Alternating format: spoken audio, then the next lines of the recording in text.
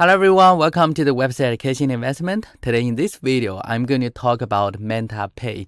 MantaPay launches Calamari Network, and I will also briefly mention the NFT from the Manta Network.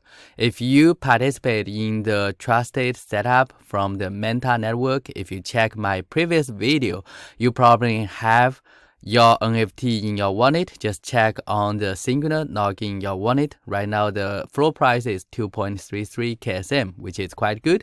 And the Manta Network, they have some new updates. The MantaPay is the main product from the Manta Network.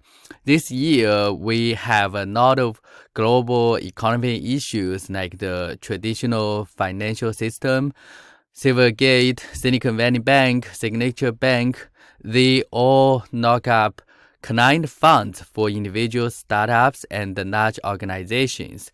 So the MantaPay, they are designed to help the users to access the fund in a non-custodial and private manner through Web3. And this year, they have more than 150,000 private transactions on their testnet.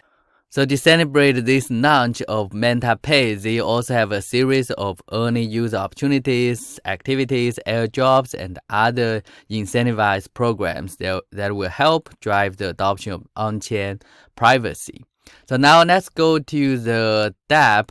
They support KMA, KSM, and also the Moon River. So if you log in your wallet, you are able to see the amount of KMA, and the first thing you need to do is download this Manta Sire and install that, follow the instruction. So I already installed that, and for those of you who participate in the trusted setup, you should have that as well, and you have your own ZK address.